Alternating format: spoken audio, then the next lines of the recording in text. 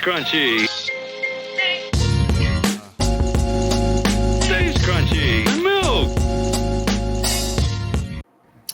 I find it fascinating. Well, I was about to say, I find it fascinating how the Lakers were like doing the thing for a little bit there, and now they just seem to be at a loss. Who is missing right now that I'm unaware of because I have not been keeping up on them? LeBron's out with a strained groin. That'll do it. They have like, and Rui Hachimura has been out. I know the other night, like they had like those two out, and their center that they've been starting was out. I know all that because that cost me money. So I was quite displeased with their inability to beat the Brooklyn Nets. But but I was laughing because they were in a timeout and they had like the game's on TNT. So they went to they were doing a close-up shot of like Reggie Miller and I don't know who else is calling the game. Like I just turned it on of like their little commentary desk because they were talking about something going on. I mean, I have it on mute so I couldn't hear what they were saying. Yeah. But I could see some women in the background and like the one woman realized that like they were like Reggie Miller and them were on camera. Yeah. And so she started to scoot because the seats next to her were empty, like the people had gotten up. So she realized like, oh, this is my opportunity to get on camera. So she got up to start trying to move into the more middle seat behind Reggie Miller and them. And as soon as she got up to do that, they cut away back to the action. Caught you slipping. Well, speaking of basketball in general, but sports in overall, I'm saying the Cavaliers 15-game win streak, second 15-game win streak of this season, and yet no one speaks well of us. Like it's actually kind of hard to find people who are like, oh yeah, we fuck with the Cavs. Cavs got something to say, but for whatever reason, they seem to fully believe that OKC is going to be, the Western Conference team in the finals. It's something. It's like it's the way things are on the internet. Okay, everything's absolutes. Okay, there's no gray area with people who do this sort of like commentary. Okay, there is like the teams that they think are good, and by the good they think the teams that are going to win, like have a realistic shot of winning the title. Yeah. Because they don't think the Cavs can beat Boston, they don't think the Cavs have a shot at winning the title, so they don't talk about the Cavs in a positive way to that regard. It's starting to shift some because like Stephen A. Smith finally like had to give up the ghost and admit that like the Cavs are a good team, so he's been talking about them more on ESPN. I will give him credit for that. Okay. Some other people have been like Brian Windhorst, but Brian Windhorst is from Akron. He grew up around here. Like, yeah, he used to be a Cavs beat writer. Yeah. Yeah. But he the last couple of days said that he thinks Boston's gonna come out of the East, so he thinks Boston's gonna beat the Cavs. Okay. But he also thinks the Cavs have a better chance of beating Boston than a lot of people give them credit for. But yeah, that's just the way things are. There's no room for gray area. There's like. People think that like having like a season like we're having and then losing in the playoffs is like the end of the world. Like only one fucking team's going to win the title. Like only one team makes it out of the East. Like are the Cavs better than a lot of teams in the East? Yeah. So like the Cavs in theory should make it to the Eastern Conference Finals at the very least, but like anything could fucking happen. Someone could get hurt. Like fucking the number one seeded Bucks got bounced in the first round a couple years ago to like the Miami Heat. Like shit happens. Like, yeah.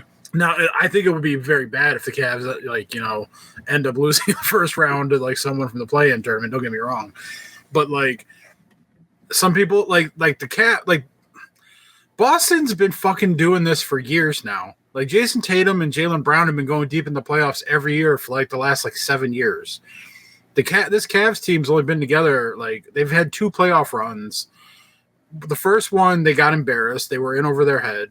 They had never been to the playoffs before. They got, they lost 4-1 to the Knicks in the first round 2 years ago. Yeah. I guess like technically the Cavs didn't make the play-in a couple years ago, but that was before they got Donovan Mitchell. Like they embarrassed themselves in the play-in.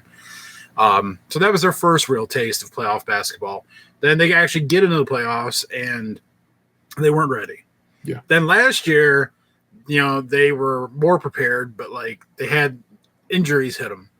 Not to say that I think they would have done anything past the second round anyway, but they barely scraped by past Orlando, who is a really solid team, but they're dealing with their own injuries this year. And then they go up against Boston, and like Darius Garland could barely play because of that broken jaw they had earlier in the year, and now we know his grandma passed away, so he was, going through it. Yeah. Fucking Donovan Mitchell only played like half that series because of his knee.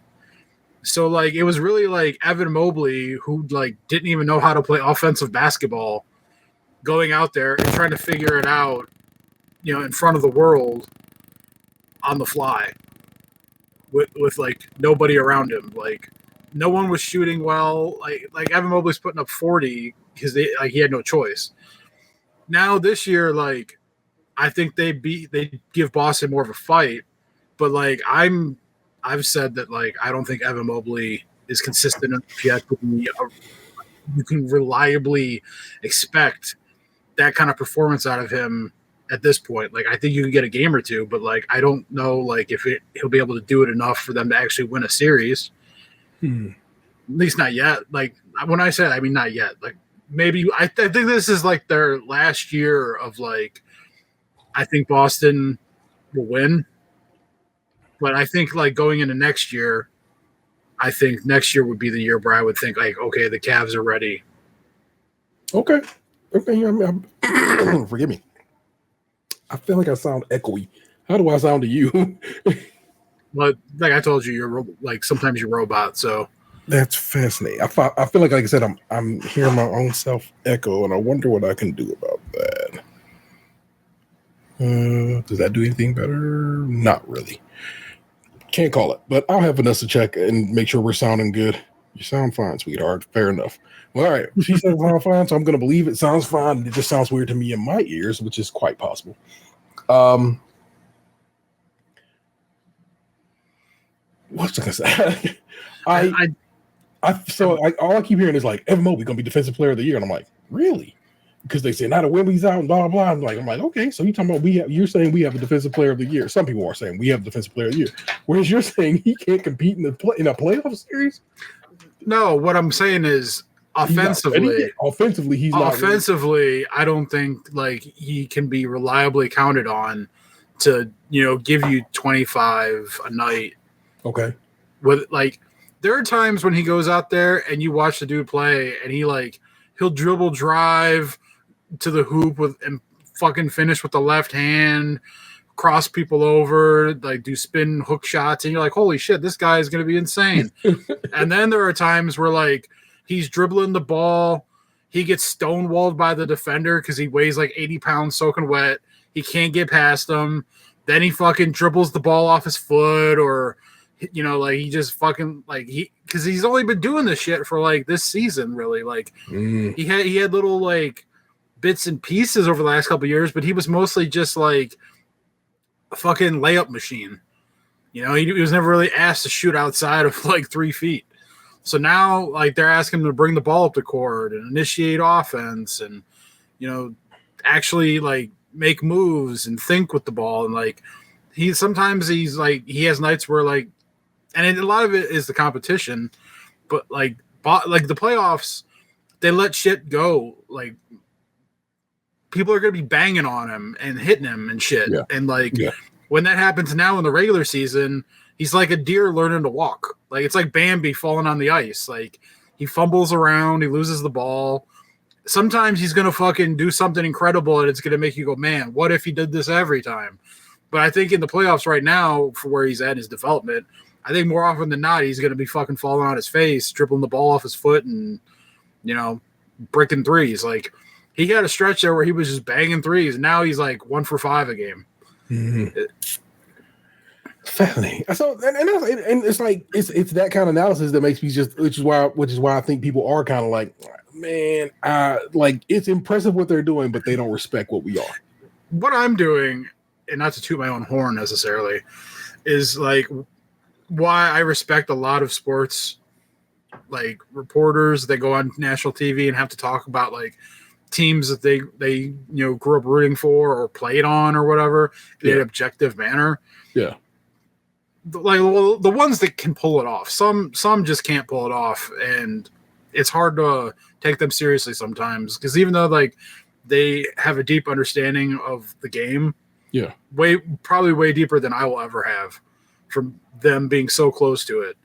But like when their objectivity kind of bleeds into their arguments sometimes, it's like, oh God, like at least like, and I don't want to like try and hype up Stephen A. Smith here, because it's not like I'm, quote unquote, to quote the youngsters, glazing the guy. But like he can go on TV and like you very plainly can see that he's a fucking Knicks fan. Yeah. But he is not afraid to go on TV and talk about their flaws and things they need to do better, and praise them when they're doing well, and like he can be objective. So it's like I give him props for that. So like deep down, everyone who ever listened to the show knows that I'm a diehard Cavs fan. I still cry when I watch the video of the NBA them winning the championship. I watched it like 2 weeks ago. That 7-minute clip shows up in my YouTube recommended all the fucking time. Those last like 2 minutes of that game. Yeah, I know that shit from forward to back. But like I can, and some, I guess part of it is like the inner pessimist in me too. For sure. Like is that pessimism or is that realism? Honest to God. Yeah, it's like I feel like I do a fairly decent job of towing the line of like being hopeful and wanting them to win. Yeah. And kind of looking at it and not being disappointed when they don't, if they don't. Yeah. Because I think like my analysis for what their situation is spot on. I just kind of hope that it ends up being like different than the way I see it. Okay. The breadth of it is Evan Mobley probably needs to put on some muscle, getting that hit that fucking gym hard, get them protein shakes popping, and get that, if he's gonna shoot them threes, get them threes right. If that's what he's gonna do. Yeah, he's definitely improved from like the few that he did last year. Like like I said, you can see the improvement in the guy, but I think he's still got a little ways to go before it's consistent. And there's still growth to be had. Yeah, but I think he's got a good foundation after this year. I think I have not necessarily enjoyed, because I hate watching us nearly lose, but it has been interesting to see people play us up during this streak. They all want to put an end to it. I think it's going to end tomorrow. Oh, in Memphis, same. Donovan's out, and Memphis is a tough matchup even with Donovan. Yeah, and like it's in Memphis. Like who knows? Like I said, I hope I'm wrong. I'll be watching the game, but like I have this feeling like it's gonna end tomorrow. Yeah, and so like every squad we have played, like let's say the last 4 or 5 games has been like, oh, y'all motherfuckers want to play, but also I think that's good, because if let's say they're playing not necessarily at playoff level, but they're playing at a higher level with the intention of like I want these Cavaliers to lose, and we're still managing wins. I'm like, okay, that means we're playing at this point, at this part of the season, at that higher tier. That means maybe we got another gear we can shift into, hopefully, when the playoffs come around, and we'll see how that all plays out. So, the fan in me, when those games happen, I get real on tilt. Yeah, like when they're down like fucking 18 to the Brooklyn Nets, who are shorthanded and played the night before, and then I'm like, fuck it, going to play Call of Duty. But then it's like they come back, and you're like, fuck, like shame on me for doubting them. But then I guess like it's also good, one, they learn how to come back in those situations. 2, you kind of like applaud them for not quitting, and then 3, it's probably good for their development to learn who can, like, it probably gives them a chance to test out rotations, try different matchups, play with things in a time where like failing doesn't hurt them. Yeah. So who's crying? I was about to say, I was like, which one of these babies is yelling at you? Lila's in heat, so she's in her talkative phase right now. Yeah. Like, shut up, cat. No. Would you have spent this? Okay. Were you the owner putting bricks on you know what I'm saying, on it? Would you have spent this money on Myles Garrett? That's tough. As an owner, man, I think for an owner, I have to imagine they probably have an ego. Okay. And so I have to imagine they would have a hard time wanting to give up what is widely considered the best defensive player in the NFL. Yeah. Especially when he embarrassed your franchise for multiple weeks on national media. Yeah. And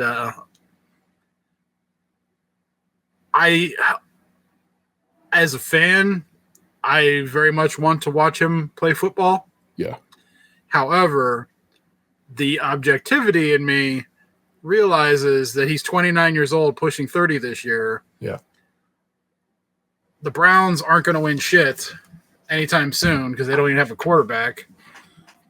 And they definitely could use a rebuild. The draft picks would be nice, and that's a lot of fucking money to pay one guy. Yeah.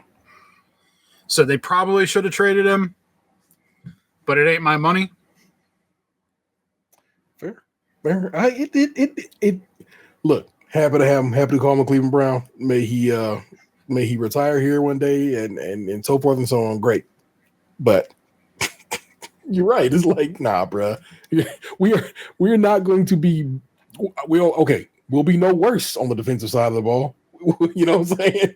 But we're not going to be better on the offensive side of the ball, which is why we have guess Russell Wilson coming into town tomorrow or today. Did he come to town to visit with us? He was here today. He's on his way to New York to visit the Giants tomorrow. Honestly, I feel like if they got Russ, they could probably squeak into a wild card, depending on what else they were able to pull off move-wise. Okay. But like, that's a short-term fix because Russell Wilson's 36, going to be 37 this year.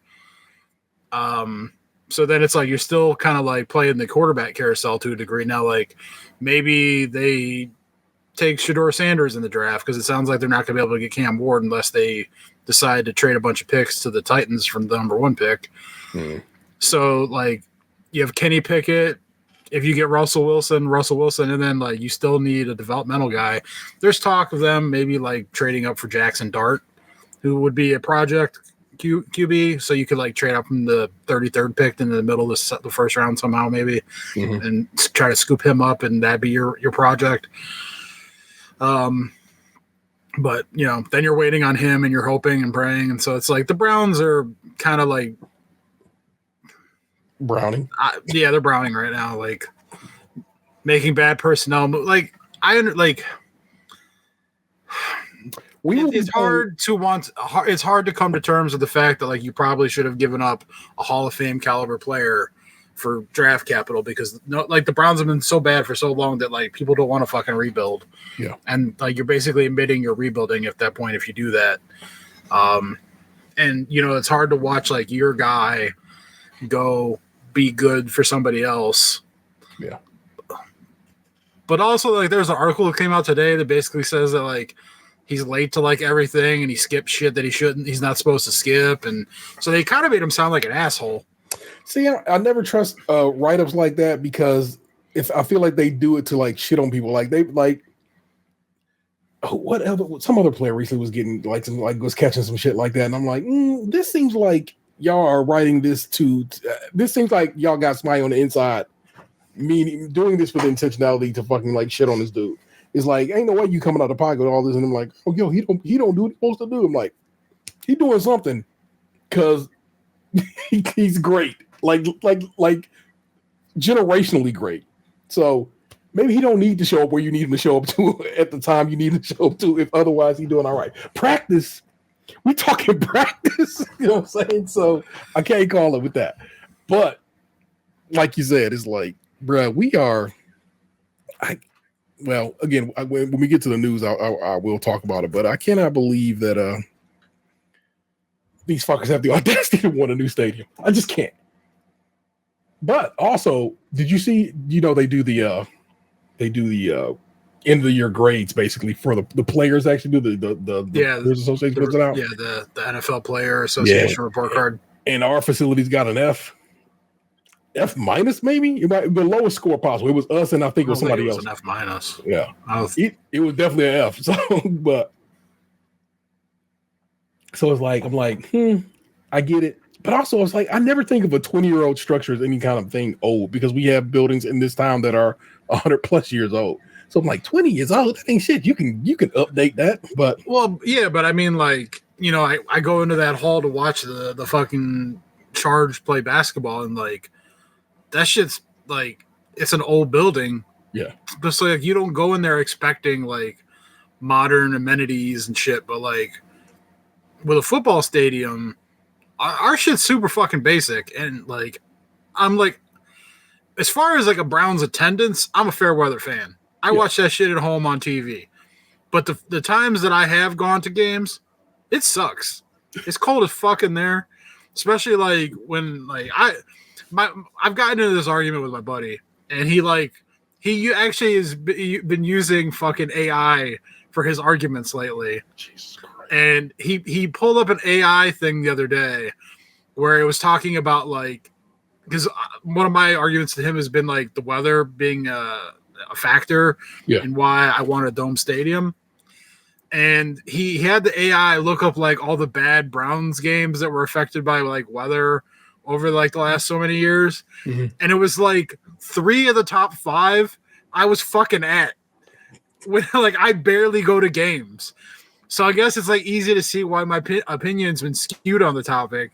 Yeah. Because I've just had the misfortune of sitting through the fucking blizzard monsoons and fucking ice storms that, you know, it's been fucking insane. Yeah.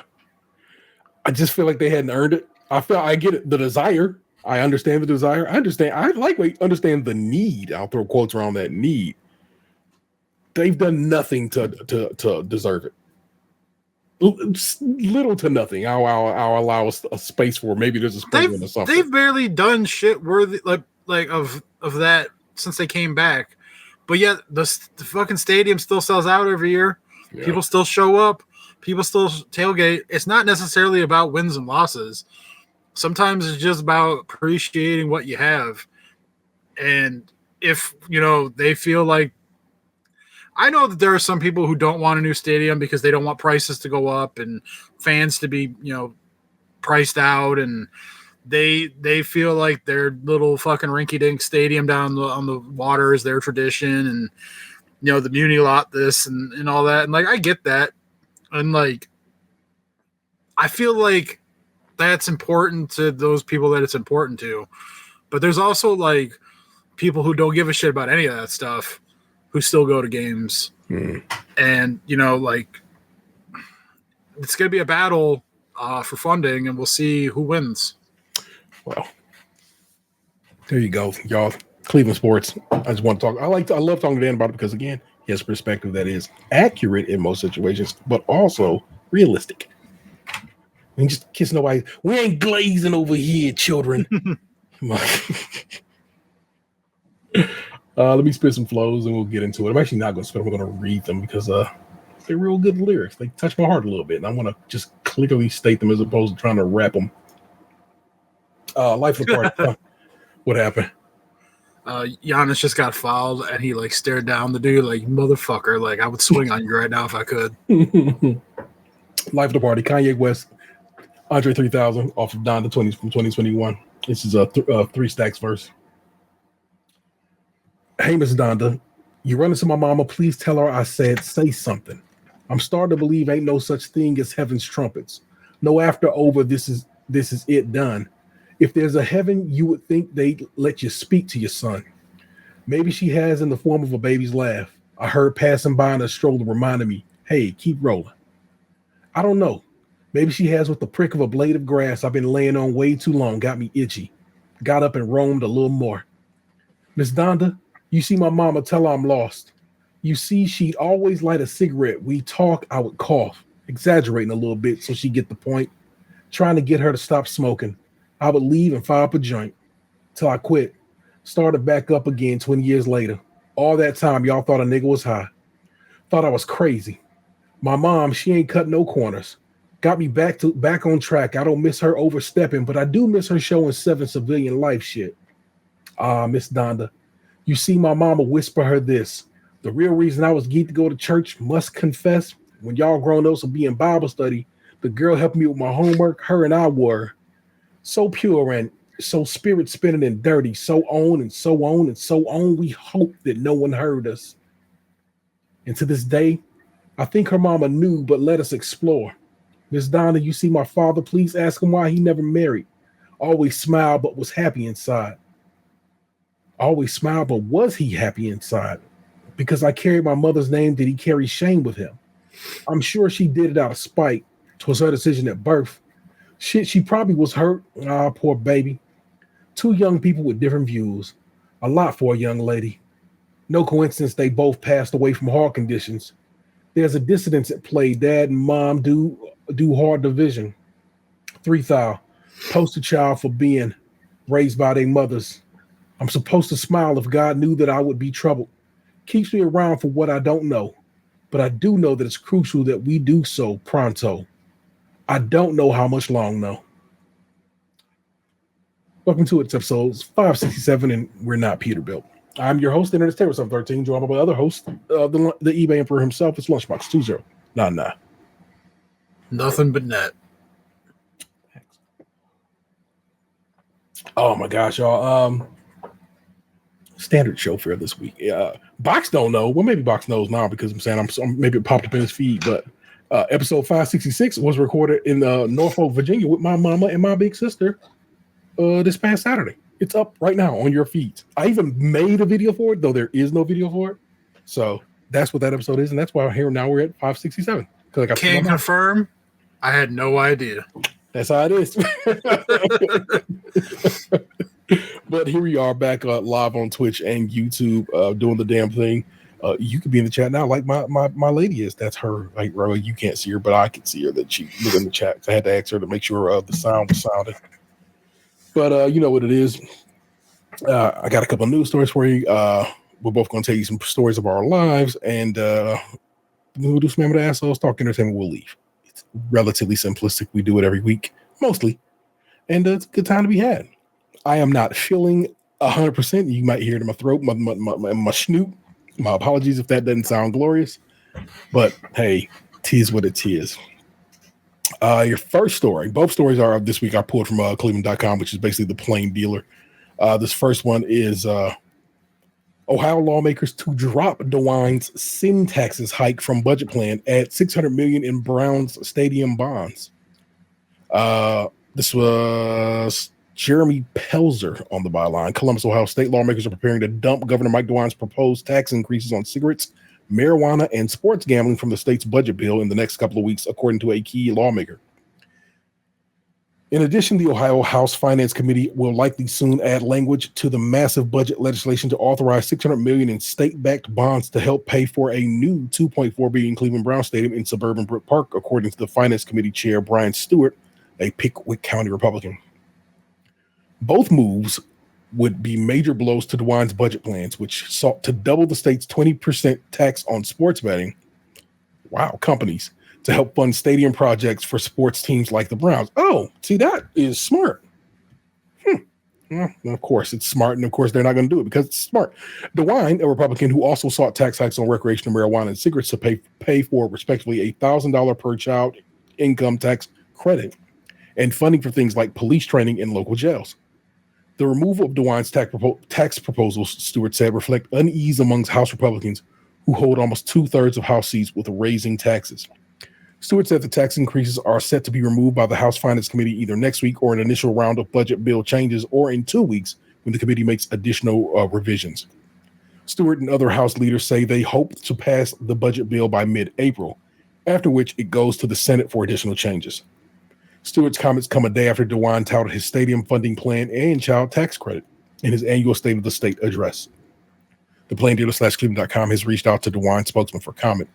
The governor has argued that he would prefer to create a permanent source of funding for stadium projects and suggested that providing the Browns $600 million via bonds could end up costing up to $1 billion when interest payments are factored in. However, a Browns representative downplayed such fears during a presentation to state lawmakers earlier this week, saying the bonds would be paid off via tax revenue generated from the stadium and a proposed $1 billion mixed-use development surrounding it.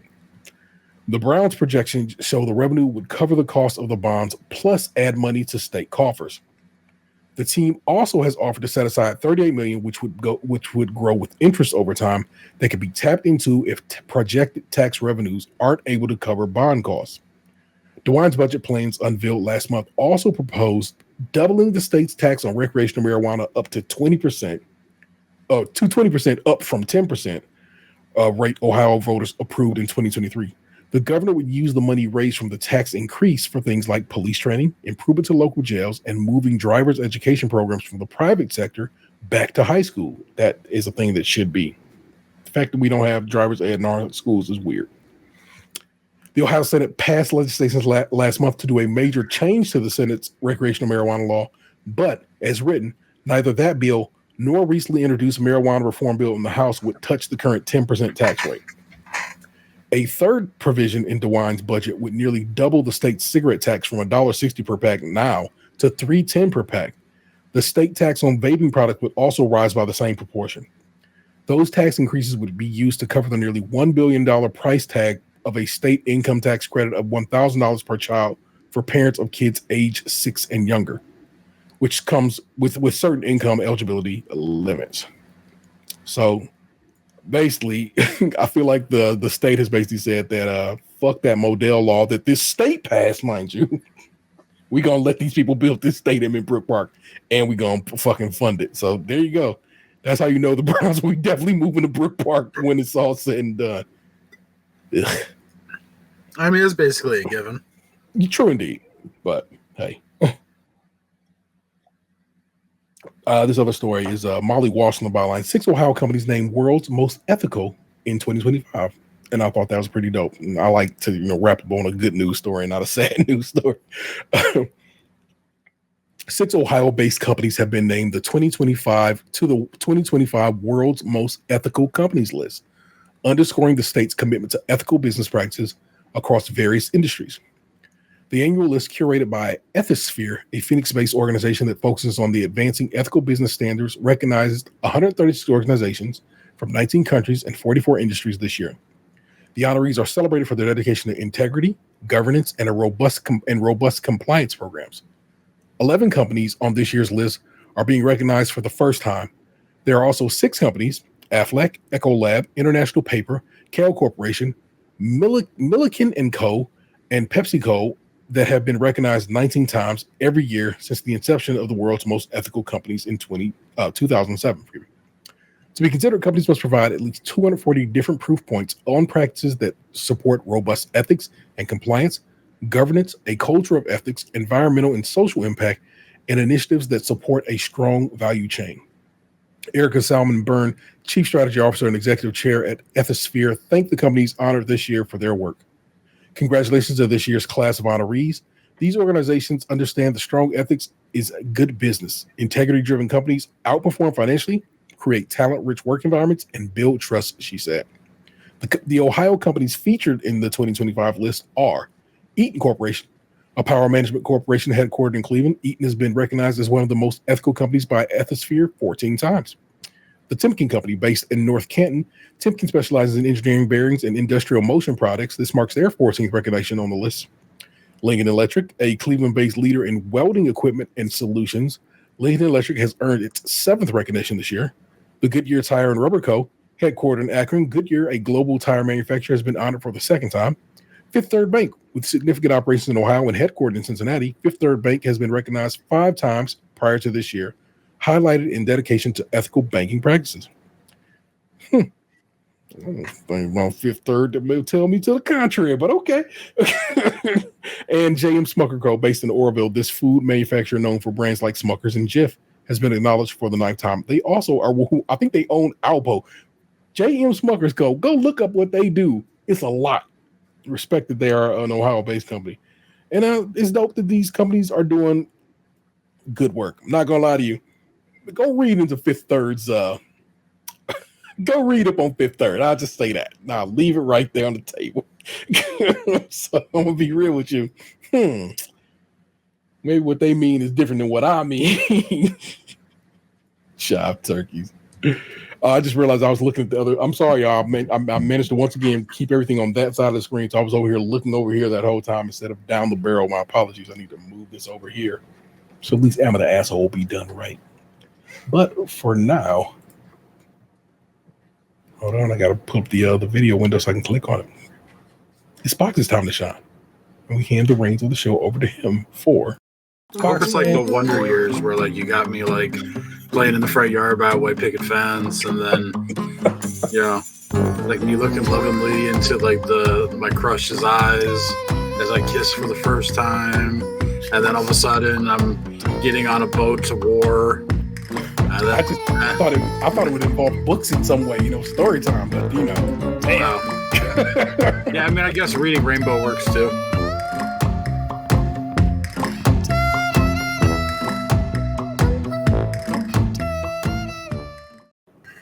It's time for some story time with Lunchbox. Box, what's going on, man? So I took a ride down to Columbus, Ohio with a buddy of mine this past Saturday. And we went down there to try a sandwich shop called Wario's. Been hearing about it. Yeah, the one Instagram food lady that you guys like, she went there recently, and I've seen a couple other people. What's? Because she's so damn fine. And I know that's a bad reason just to be like, whatever. It's like, it's great that she talks about food. So and so, but she's so damn fine, y'all. Alexis, whatever her name is, bruh, it's a problem. It's weird to be that pretty. Well, she wasn't there when we went to get the food, so damn shame. But yeah, me and my buddy went down there. We were supposed to have a board game night with a couple other buddies that evening, so we were supposed to go back in November, but he had a friend who had like a medical problem come up where like it was like a life and death situation. Oh, and so we kind of put it on the back burner while that was all working its way out. And so like we were supposed to do the game night on like March 1st, but he had like basically a date. So he was going to not come to the game night. And I asked him if he wanted to go to Columbus because I thought he was coming to the game night. Yeah. But that's when I found out about the date thing, and he probably wasn't going to come to the board game thing. So the board game thing got rescheduled to the following Saturday. And then he's like, so, hey, you doing anything? You want to go to Columbus? And I was like, oh, so you're just turning my ask back on me, huh? So we left here. So I drove my car to my buddy's house because he lives like 20 minutes away. Mm. And I left it there, and then he picked me up from that house. And like we were supposed to meet at 10, and then he ended up being late. So I was tired. So like I got up, showered and everything, and then I got there, and like 2 minutes before I parked, like he texted me. He's like, "Oh, I'm running late. I'll be there by like 10:15." And I just sent him the angry John Cena picture. Send me a sad John Cena. Or I don't know if it was the same picture. Okay. I don't think that's angry. You think that's angry? Well, that was like when he turned heel. Oh, okay. That was the face he made when he was like looking at The Rock, like I'm about to fuck this motherfucker up. So like I sat in the car, and wait on him to show up, and then like he pulled up next to me, and like I was thinking like, what the fuck is he doing? And I'm like, oh yeah, it dawned on me. Like I'm supposed to get out of my car and get in his car. Because I told you I was fucking tired. And so like we were going down to Columbus, and we noticed that there was a Taco John's that was at like the Love station down somewhere on like Maslin or something. Okay. And he's like, oh man, I want to try that. We should get that on the way back. And I was like, yeah, sure, whatever. I'm down to clown. And so like we get down to Columbus and we go to the sandwich place. Now, like, you know how I operate. Like, there's multiple locations. So I did some reconnaissance work earlier in the week, and I found a location that had like its own parking lot. It wasn't like in like a busy spot, with like, where it was walkable or whatever. Like it was in like a little strip mall, like, but there was also a comic book store like right across the street. Of course. And it turns out there was also a Magic the Gathering shop right across the street behind the comic book store. So, like the best location is this one. Yeah, I was like, this is the most optimal for our trek. Yeah. So I went to the sandwich shop and we got 3 sandwiches and we split them so we could try multiple things. Yeah. One of the best Philly steak sandwiches I've ever had. Like the bread down there was fantastic. All right. Like it was delicious.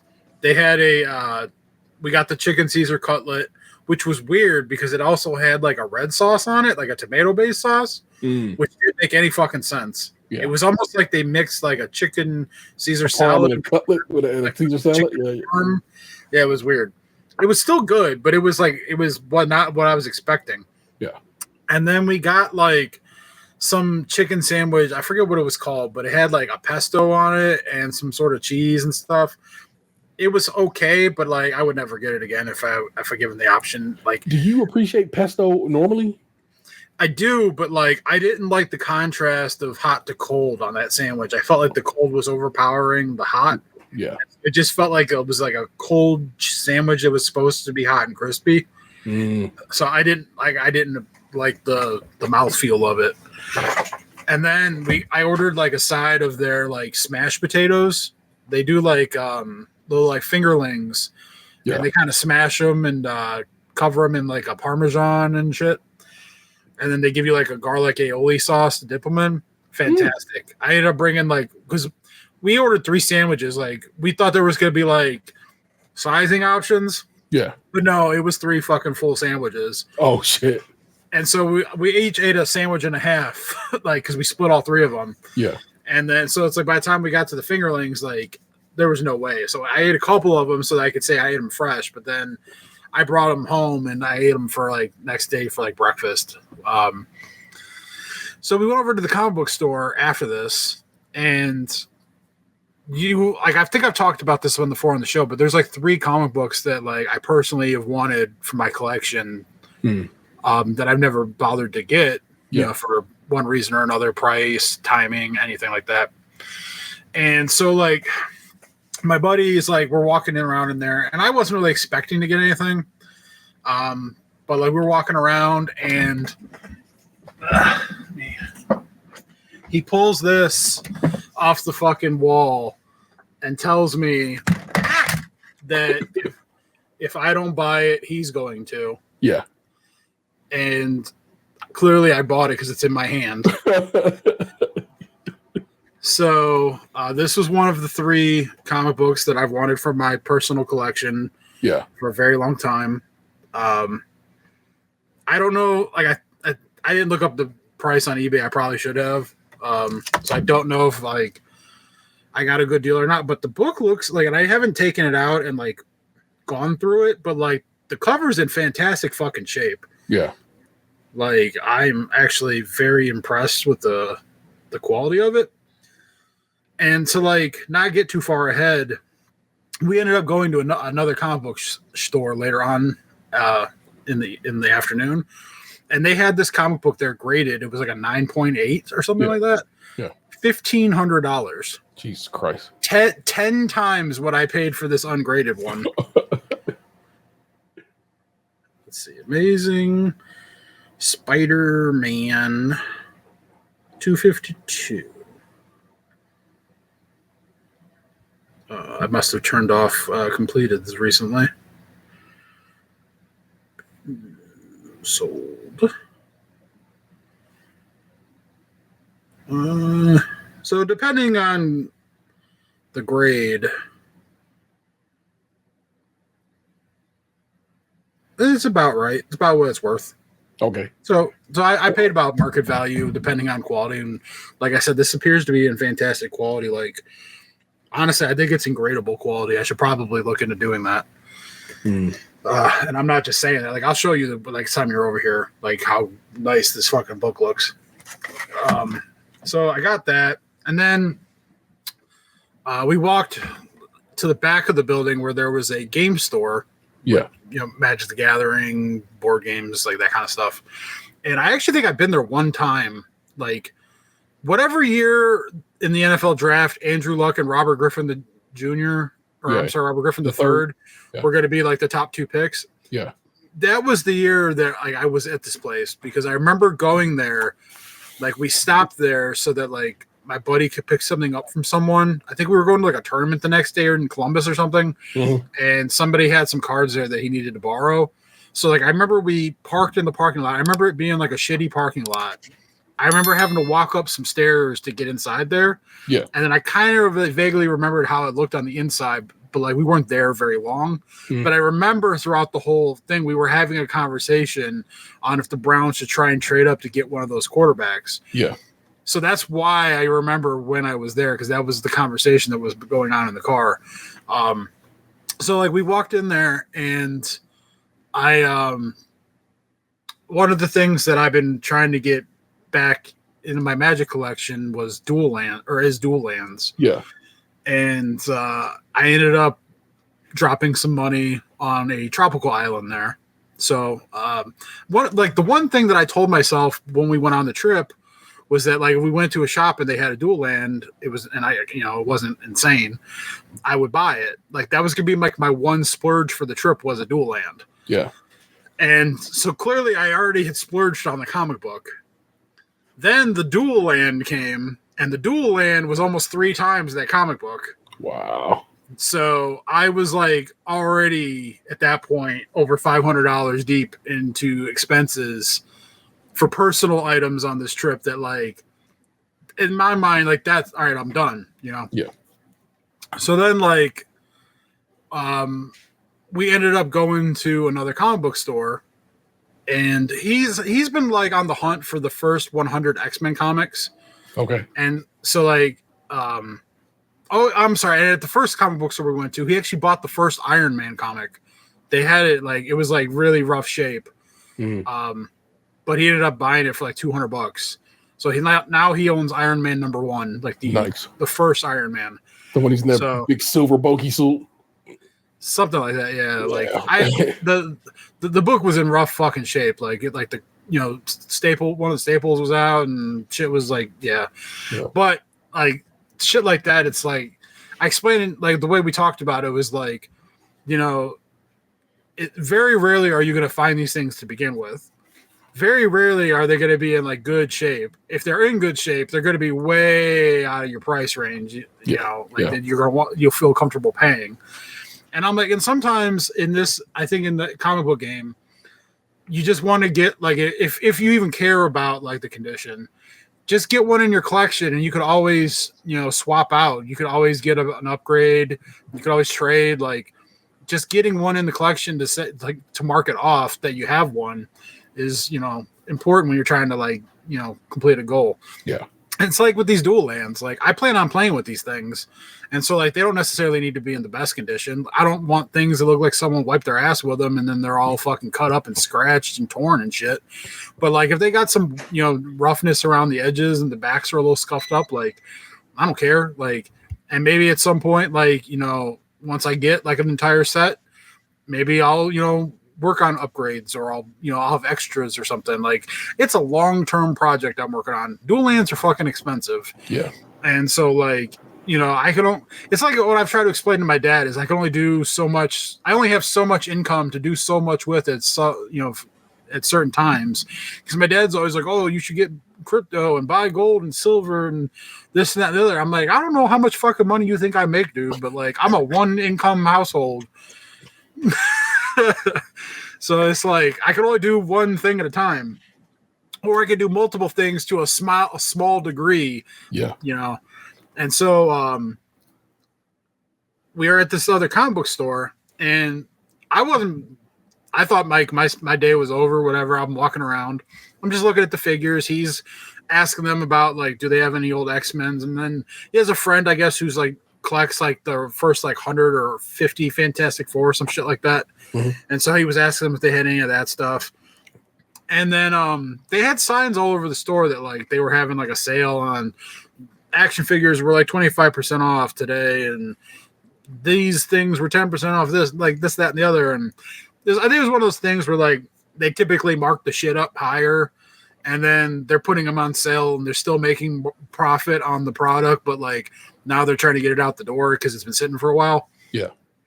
And this second comic book store we went to, the first one was kind of like, it felt like the casual place where like They didn't have a lot of older stuff. They had a couple of older things that did come in, but it was mostly like a place to go to get like new tray backs, like Funko Pops. Like it was a nice place. Don't get me wrong. Yeah. But it didn't feel like the like expensive comic book hobby, graded comics, like, you know, like vintage things in the showcase. Like it was like the high school kids go here to get their whatevers, or, you know, the people bring their kids in and they go get like I bought a couple of Magic the Gathering like trades there.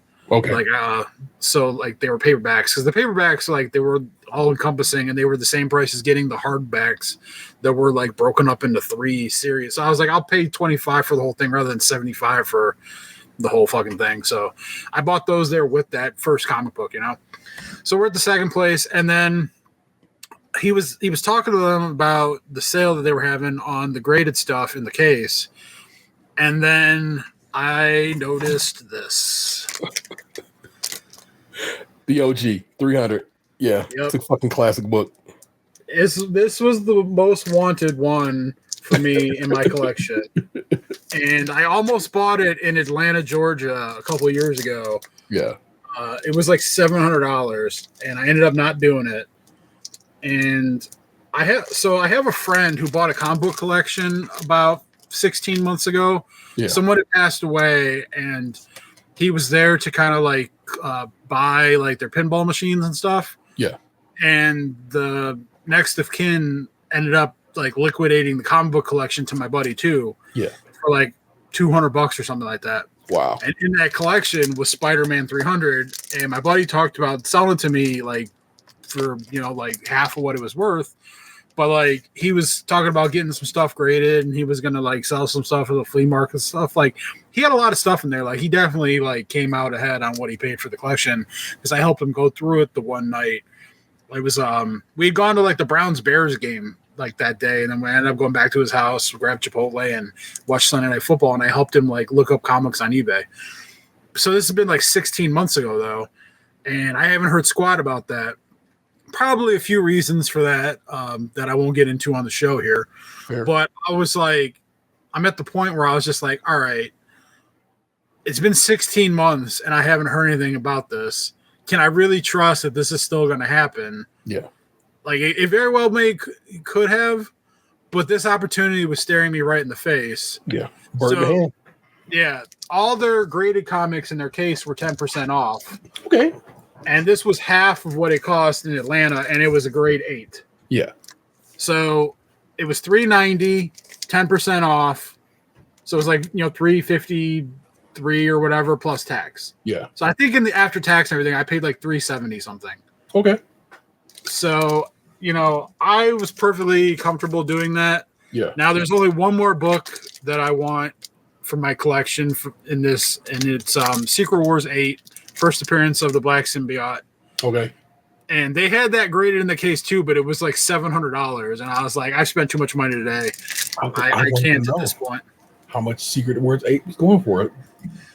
Well, it was also like a 9.8 or something like that. So it was a high grade. So very nearly perfect. But also Secret Wars, the movies are coming.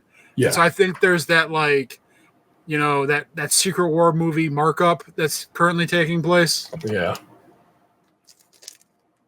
Here's a 9 for $290. Yeah, see, like I said. Like, yeah. $250, $220 on whatnot for an 8.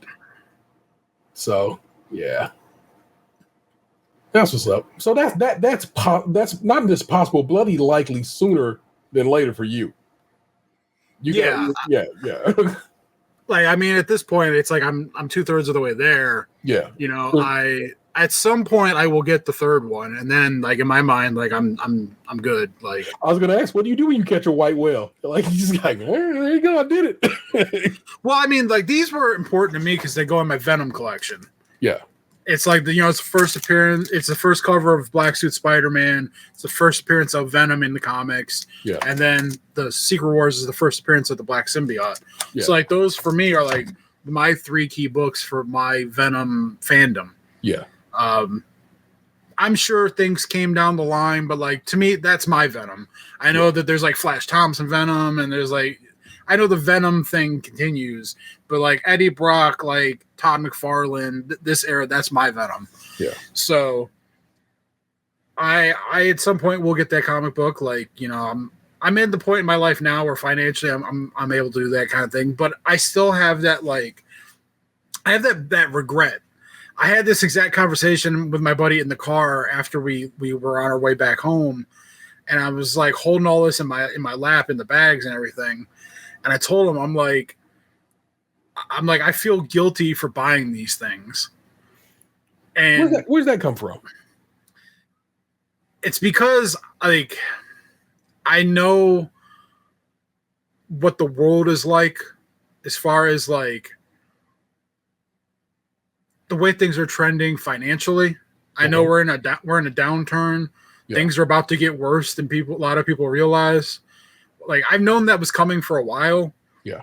But like it's scary when you're in the moment.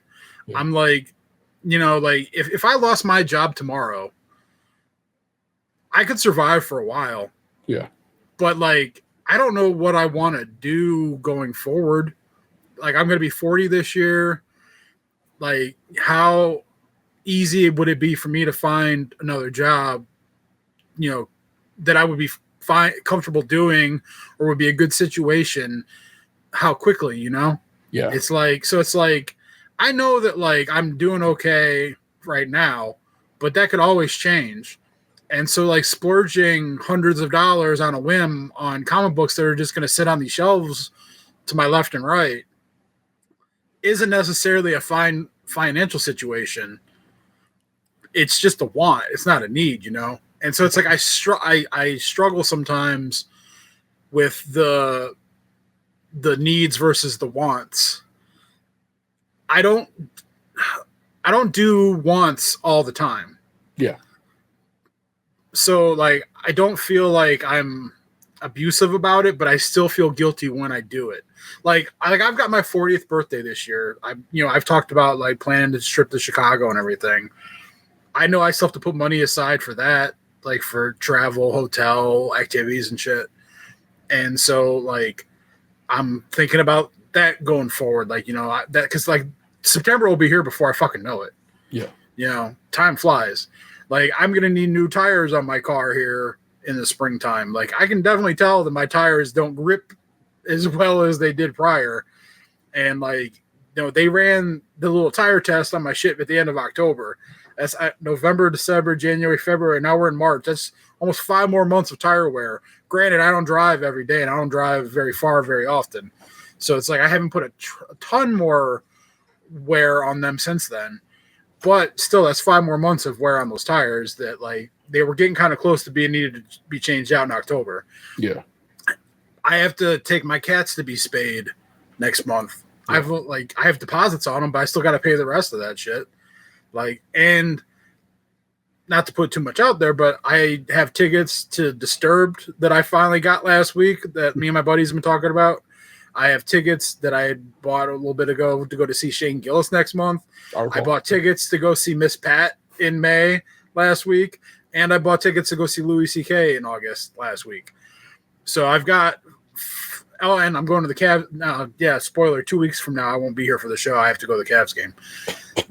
Those were free, though, so I don't feel bad about that one. Those were a gift from my sister. She got those for free and passed the come up over to me. Pass the savings on. Yeah. But yeah, like so it's like I know that I've done these other things or I've got these other events planned or that I've paid for or whatever. So it's like I feel guilty, you know, doing more on top of that for things that really are just going to sit there. They're going to get looked at. They have sentimental value. Yeah. But outside of sentimental value, they have no practical value.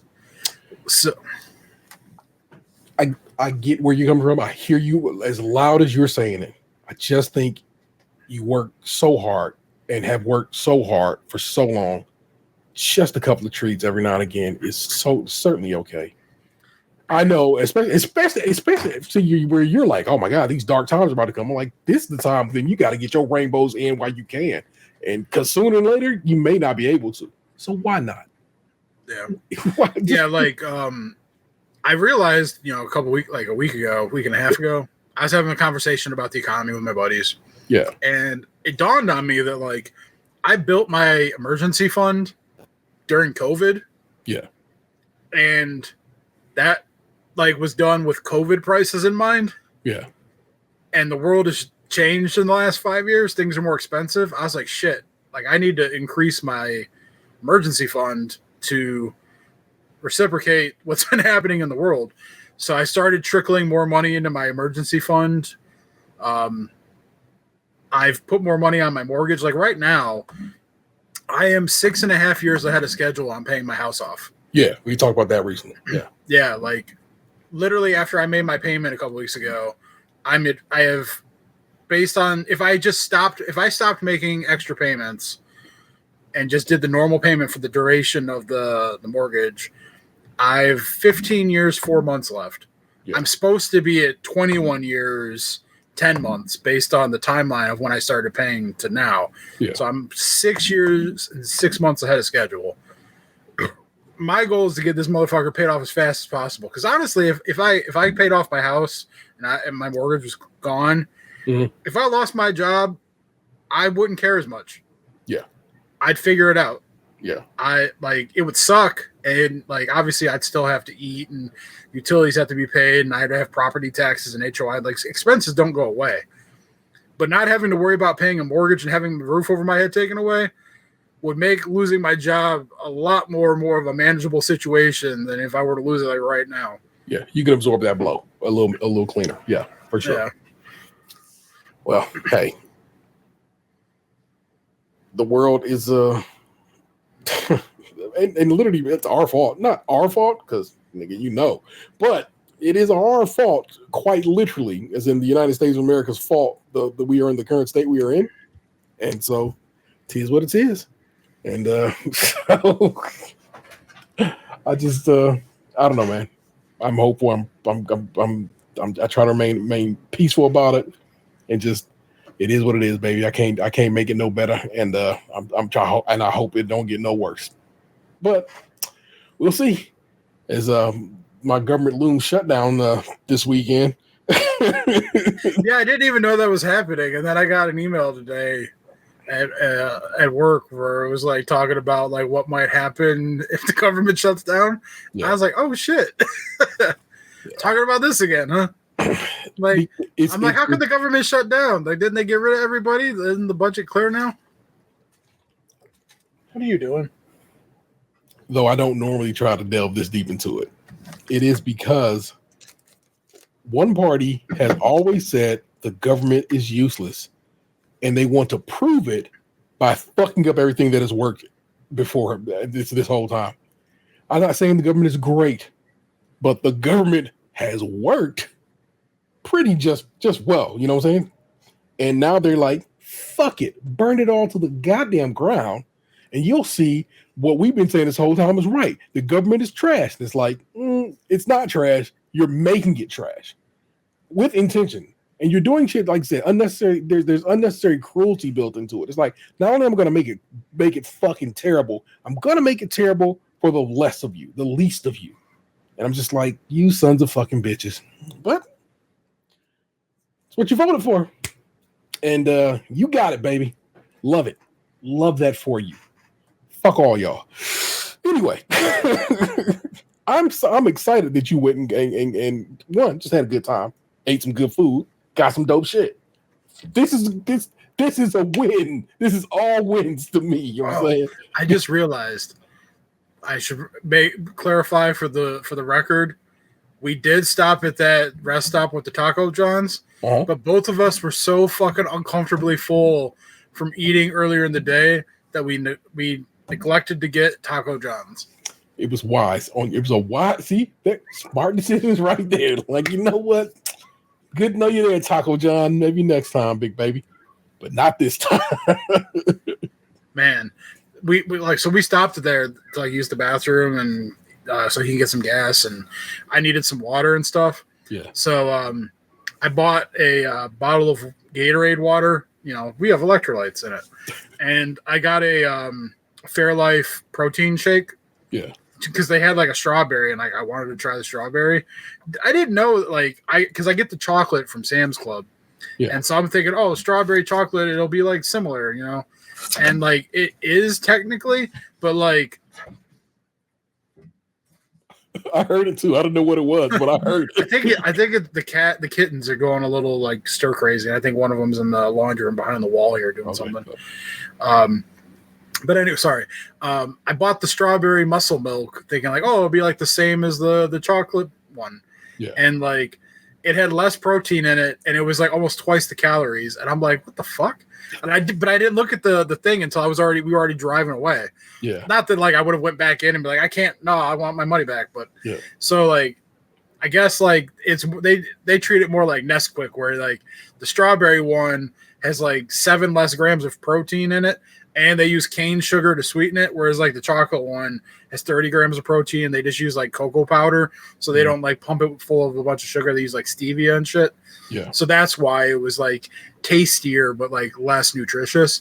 But I brought that up because I handed $7 bills to the cashier. It was an older gentleman, and you would have thought that I just fucked his whole day up. Where like, I think people have gotten so used to just paying with cards or whatever that actually handing someone paper money and them having to figure out what to do with it, like blew their fucking mind. I watched somebody pay like, the car in front of me basically pay at McDonald's recently, and the amount of time it took for the transaction to go through was like, y'all don't know what to do with money no more. That's crazy to me. But here we are. You know what I'm saying? Yeah, I would have thought that if I would have handed anybody money, handing it to this, because this dude was like gray hair, like grizzled vet. You know what I'm saying? He's been around greenbacks before. And when I handed this shit to him, and it was just like, oh my God, dude, it's 7 singles. Like, it ain't as deep. It really probably wasn't, because what you probably bought was at least $6, right? Yeah, it was $6, and I got 22 cents back.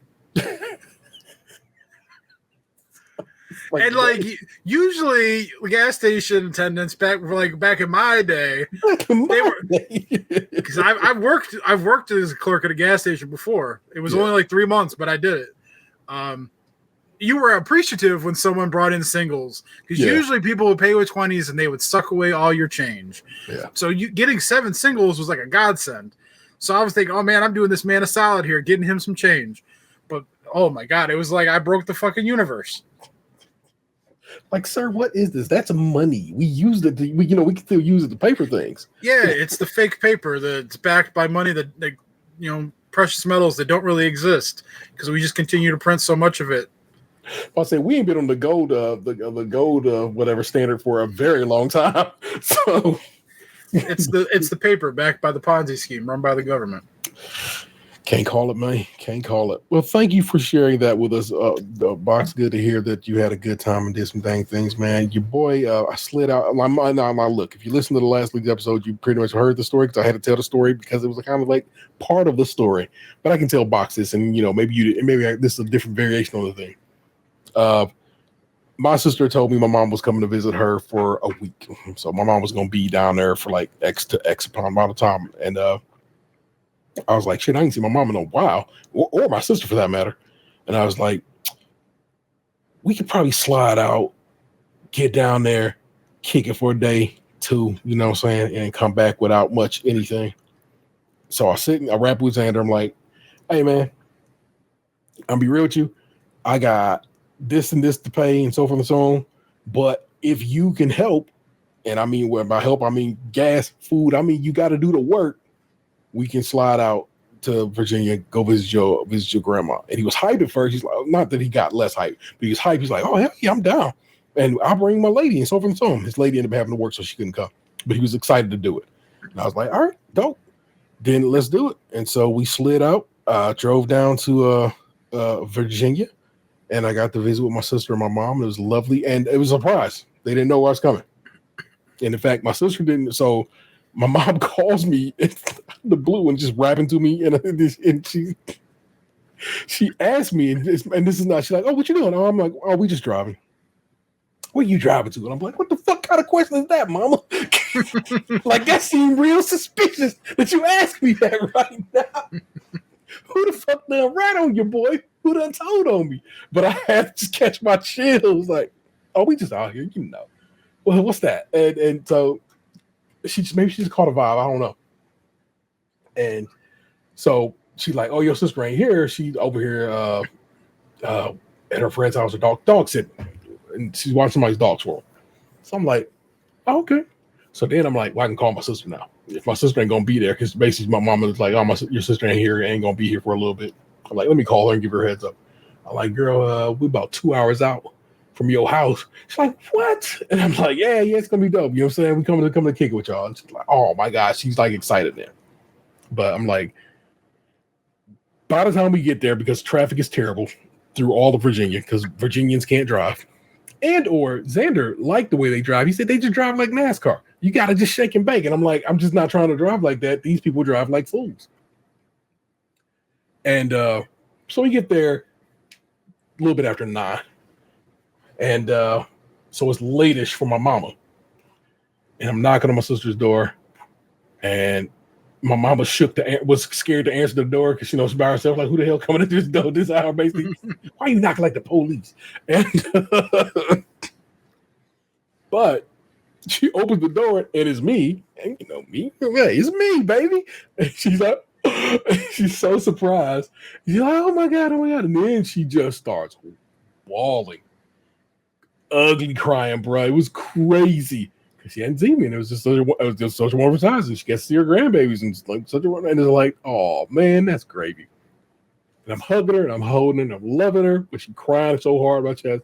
But Box, I had to piss like a goddamn racehorse. So basically, I just had to pass my mom off to one of my children because I had to go to the bathroom. Like, I got to go to the bathroom. I'm sorry, I love you. So it's just wild that it went down like that.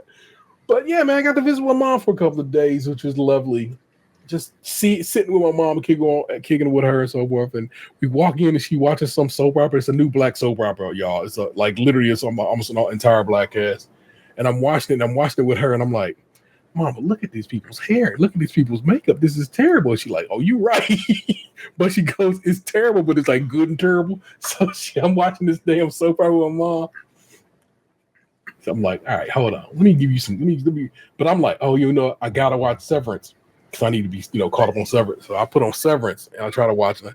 And it's like this week's episode of Severance was a little too, I don't know, a little too thinking.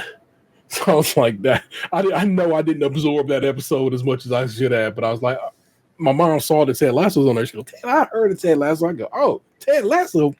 He ain't saying nothing but a word. So I put my mom on the Ted Lasso, and she immediately falls in love with Ted Lasso. It's like, I didn't think this is going to be that kind of show. And blah, blah, blah. I'm like, hell yeah.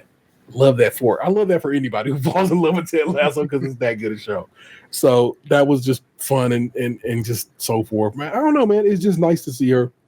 She got her hair is like wild long. And I was just like, my mom, the gray now. You know what I'm saying? She got super long gray hair, and it's like hilarious. Not hilarious, like haha, just like, oh, look at my mom aging lovely. You know what I'm saying?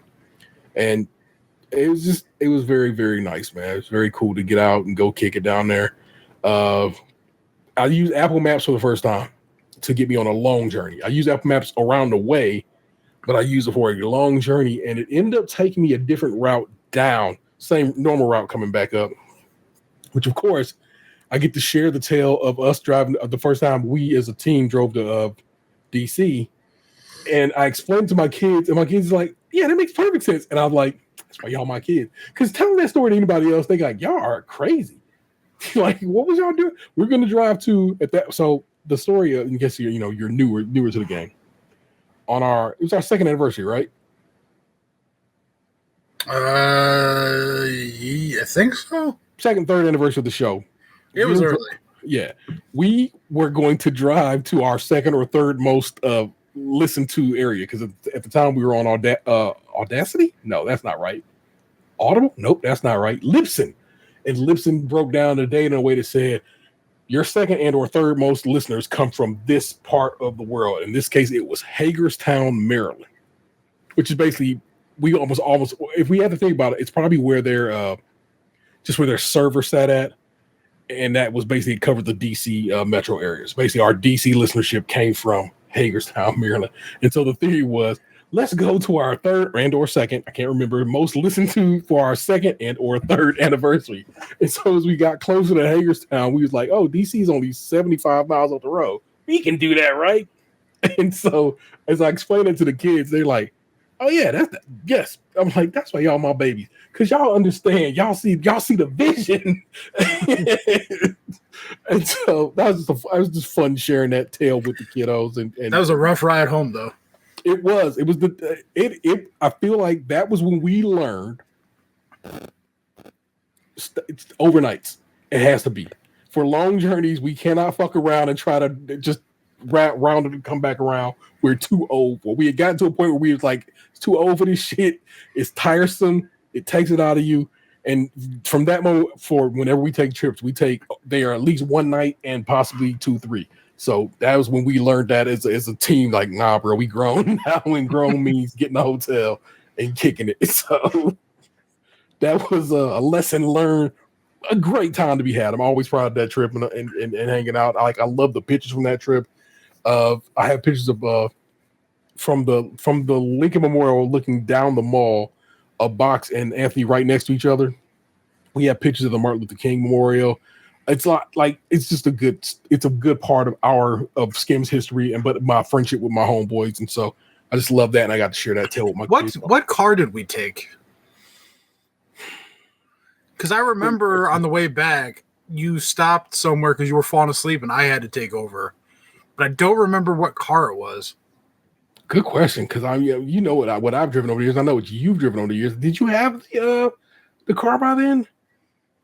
I didn't drive that day because I remember I started out in the back. Maybe we rented was it your black car? No, because my black car was the Focus. We definitely didn't drive the Focus down south. Yeah, maybe we rented something. Yeah, we probably rented something. One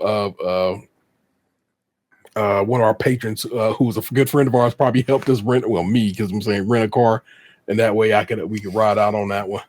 If I'm blurrily remembering this, it's probably what it had to have been. There's no way, like I said, none of us had a vehicle that was that good yet to be doing that. Ant wasn't gonna push one of his cars at that point in time. That means it was you right before you got not right before, but I mean before you got the car you got, which means you're probably still in the Sable. And I was definitely in the Focus. Ain't no way. So yeah, we had to rent the car and rode out on that. God, man, I love it. I love we take trips together and so forth and so on. And well, like I said, we since we both got big numbers this year, we're gonna see how it all plays out for a trip or a journey of some sort. But yeah, man, it was really nice. I really enjoyed seeing my mom and my big sis. My brother was super jelly that he wasn't there for it. I'm like, bro, this is a surprise to all involved, and I'm sorry that you couldn't be a part of it. But we got a family reunion coming up in June.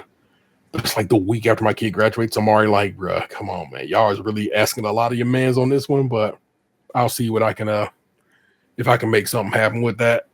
But same as you, I need new tires on the car. I need new rear tires on the car. Front tires are good because they've been replaced most recently, so of course they're good. But the rear tires need to be replaced, and the rear brakes are looking like they need to be replaced as well. So I don't know. I can't call it, but we'll look into it. That car will be paid off here early next year because that was a pandemic car. I bought that during the pandemic, so that car's almost. Not the one that's been like completely replaced like 2 or 3 times now. No, just once. But this is the replacement of the one car. So yeah, so that car would have been paid off, but now this car will be paid off. So that's actually pretty exciting for me as well. But that's a little bit of tea time. You know what I'm saying? That's what's been craculating with me. You know what it is. Every week. Even this episode we did with my mama. Normally, you know what I'm saying, I don't do a regular show with my mom, but I was like, we're gonna do a regular show, include Emma the Asshole. And turns out my mama is a fan of Emma the Asshole. Fucking great. Not a fan of my potty mouth, but a fan of Emma Asshole as a segment. And we're gonna do it again this week. And look, I got a video for it.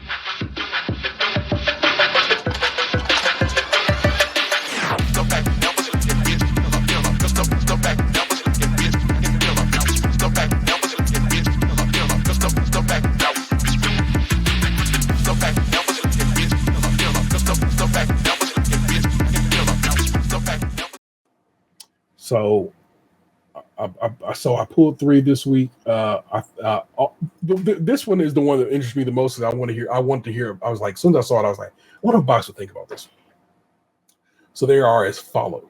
Am I the asshole for talking in the same room my roommate is watching TV?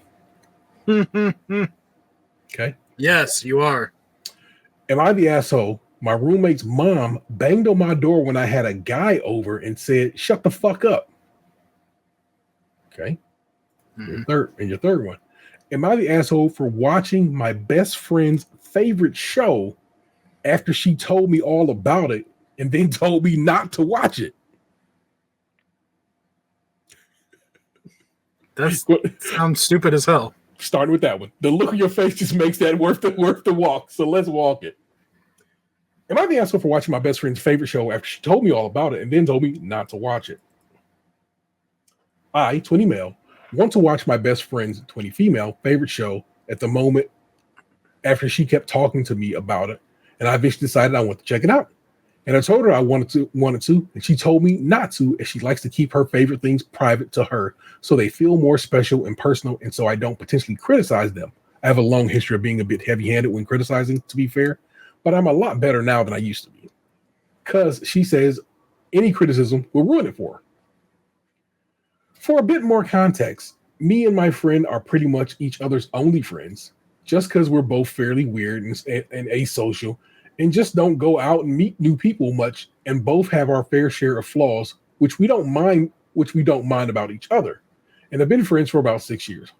We both like anime and talk about it quite a lot, and she's been talking to me about this new one for a couple of months, to the point where I wanted to go and watch it and see if I'd like it as well. My friend has a weird thing, however, that she likes to keep her most favorite things personal to herself. From me, the only person she shares them with, so they feel more unique and special for her. And basically just gatekeep them, which I'm normally fine with, as we'll talk about and yap about them anyway, even if I haven't seen them. This show is one of those things she likes to keep personal, and we keep on yapping about it, and she shows me clips since I'm the only person she can really share with. Eventually, all she has convinced me to watch is all has convinced me to watch it, but she's always insisted I don't, and we've been having this specific debate a couple of times now, but we still keep yapping about the show happily away. Despite that, I started to watch it as I don't really want to let her keep gatekeeping it from me. And generally, I don't think media or culture is something that should be kept behind any bars. It's also not even about embarrassment either, as she never would have talked to me about it as much. And from everything I've seen so far, it's completely fine considering how well we know each other. I probably won't even tell her I've watched it, as I know she'll just probably get upset by having it known having known her for 6 years, and it'll be a whole ordeal, and that'll be a pain and mean nothing eventually. Okay, just be a pain and mean nothing eventually. Okay, this is the only time it's really come to me actually wanting to watch and her wanting to gatekeep. And the only thing I'm really curious is about if the other people think I'm being a dick by not listening to her, or if she's just gatekeeping the show and I shouldn't care. Okay, that's the base of these operations. A couple of edits, but taking just right there, just what's been provided for you. Is this dude an asshole for watching a show that his friend don't want him to watch? No, like, what a weird request. Yeah, like, you would think that you'd want to share the things you enjoy with other people, like not prevent them from maybe also enjoying them. Yeah, it's a weird ass fucking request. Yeah, that's a weird ask, and I don't quite understand her situation with that. But hey, edit strong recurring theme in the comments, which I figured was probably the case.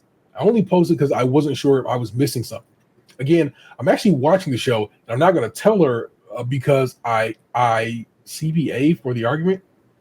I don't know what CBA means, or if that's a typo. CBA for the argument, and clearly there's a reason neither of us really have any other friends and can't really afford to potentially lose her over something as dumb as this, LOL. Also, as dumb as all of this seems, And I get the sub is called Am I the Asshole? I'd appreciate if you could not call my best friend stupid and an idiot anyways. Cheers. Edit 2. People keep asking what the show is out of curiosity and to hate watch, which has given me a better understanding of my friend's perspective, LOL.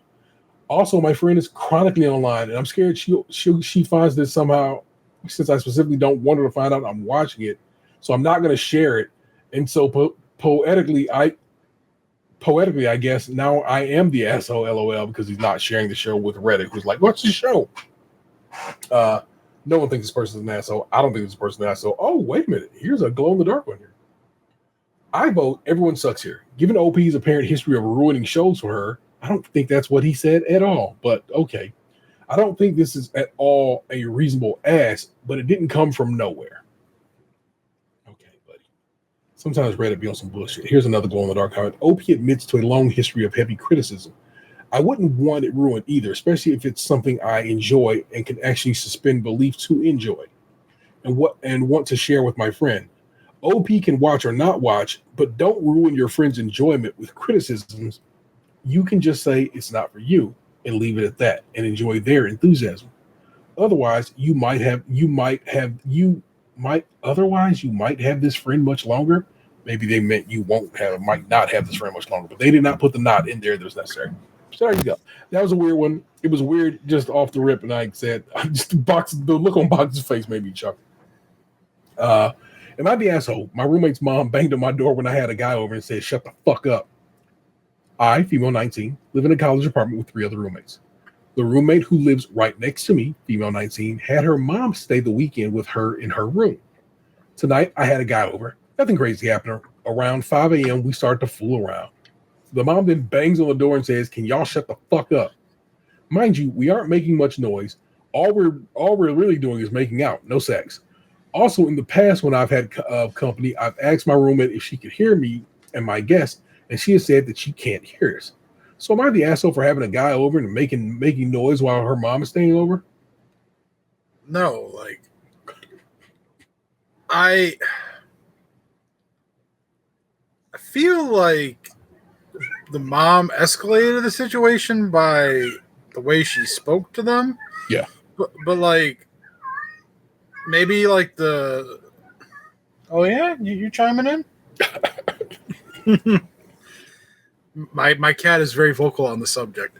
Fair. I don't know if they maybe have a false sense of how loud they are based on the roommate's definition of can hear you or not. But even still, the mom could be a little more cordial. If it's a first offense, if they are being loud, yeah, then just asking nicely would go pretty well compared to being aggressive about it. Yeah. Also, you're a guest in my home. I was literally just about to say you're a fucking guest. Be a little more respectful. For sure. There's an edit. Since a lot of people are comedy, yes, we're probably a tad bit louder than I originally thought. But there definitely wasn't any extreme moaning or super egregious sounds, no beds or walls shaking. I was mostly taken aback by how she approached me. But it's on me for making noise. From now on, I will definitely be more cautious of bringing guests when my roommate has her parents. Sure, I guess that can be a way of it is. But I think you're just young and not considering the fact that that's your house. She's the problem here, not you. So, but I'm like I said, person's 19 years old, literally a teenager. They don't know no better. They will figure it out as grow on. They're like, hold on. That brain gonna click in the place. Like, wait a minute, that bitch is in my house telling me to shut the fuck up? Hold up. It'll be a real problem for anybody. Like I said, just a few more years down the line, a little more growth on this person's part. They're gonna be like, oh, hell no. Glow in the dark comment, not the asshole. Girl, it's your apartment too, which me and Box just said. If you weren't out here summoning demons with the moans of the dam, then her mom need to chill. Like, ma'am, this is college, not a monastery. If she wants total silence at 5 a.m., maybe a college apartment wasn't the best weekend getaway. Yeah, usually parents rent a hotel room somewhere. They don't impose on their kids in their shared dormitory. Thank you. Dumb as shit, you dumbass. Last one. Am I the asshole for talking in the same room my roommate is watching TV? Again, I really wanted Box's perspective on this one.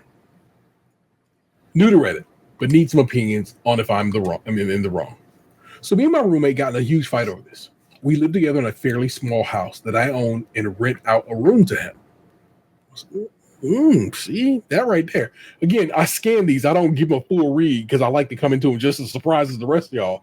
That is new information to me. I didn't realize it was this motherfucker's house.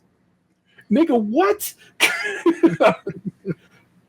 We live together in a fairly small house that I own and rent out a room to him.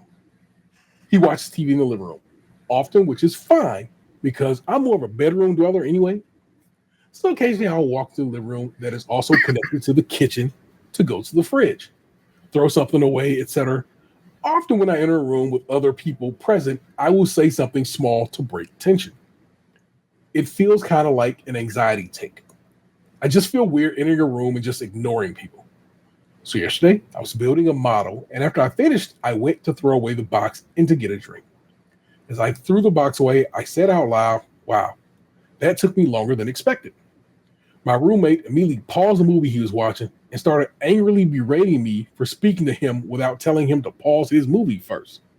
He thinks it's good manners to make sure anything he is watching is paused before addressing him. I will do this if I'm trying to have a long conversation, but I'm just saying it's one of those. I'm just saying one thing or asking a fast question. I think it's tedious, especially since he's using the main TV in the central part of the house that every door leads to. So am I the asshole? Taking just that information. There is an edit after this. I still think they're an asshole. As someone who lives this constantly, like if you're watching a show and there's dialogue happening, like actual plot points are taking place, and you come in and you start talking to me, I can't hear any of the fucking script that is being spoken on the TV. So while your thing may be quick, 10, 15, 20 seconds, that is now 10, 15, 20 seconds of the actual show with actual things happening that I've invested time in, that I've been paying attention to, that I've been trying to absorb, that now I have to fucking rewind it and whatever. Like, if you could just, like, wave me down, it's easy to pause on pause. It's kind of sucks if you're in it and, like, something's happening and you're invested to stop, but it's way better than someone just coming in and talking over it unannounced. Did you write this, I'm an asshole, and I need to be worried about some shit? I told you. I just live this life. It annoys the shit out of me when it happens. Edit. For context, to clarify a few points that keep coming up. The statement I made wasn't looking for a response. I think I use the word I often talk to myself as I work in a kind of isolating job. So maybe this habit is something I need to work on. My roommate and me have been friends for a long time, and this has never been an issue. I used to sing out loud, but stopped that realizing it was annoying. I think I used the word tension when I meant just awkwardness. I know this too is a flaw I have. I don't mind him using the living room. This isn't me secretly being mad that he uses the living room. I have a large TV in my bedroom, and it's the same size as the TV I bought for the living room. I also don't care that he's in the living room most of the day. He works from home. I just didn't realize it would mean that I wasn't going to be able to make comments and remarks to myself unless in my room. I'm also not doing this often. I guess maybe on the average once a day. If I was repeatedly doing it during the same movie/video, then I feel like the reaction would be more warranted. Also, he wasn't like in a dark room with popcorn fully immersed. He was on the phone while watching the movie, making it feel less like an issue. I think for this specific one, using just this one, but probably, like Box is pointing out, this happened before. This one time, I get why he has written down an asshole. Like, man, am I fucking up wrong for this? Nah, bruh. For this one, I get it. You walk out of the room, man, that took me a long time. You just was saying it more to yourself than anybody else. But this motherfucker like, oh, what the fuck, man? I'm over here watching whatever I'm watching. Blah, blah, blah. That's wilding. But it's not the first time he's done this. Clearly not. And your man's over here watching this program finally reached a point where he like, I got to check this food. It happens too often. So in this one instance, no, you're not an asshole, but it's not the first time this has happened. Probably won't be the last time it happens. So yeah, he's a habitual line stepper. Well, a habitual line stepper is accurate AF. You probably have done this before in the past. You'll probably do it again. And so your man's over here trying to explain to you his position is indeed okay. I can see why Fox and Reddit both say, yes, you're an asshole for this situation. Didn't initially when I first gave this to one star. I was like, y'all wilder. But you delve into it, you look at it, get a little more, whatever. The person that I deal with that does this does it at the movie theater.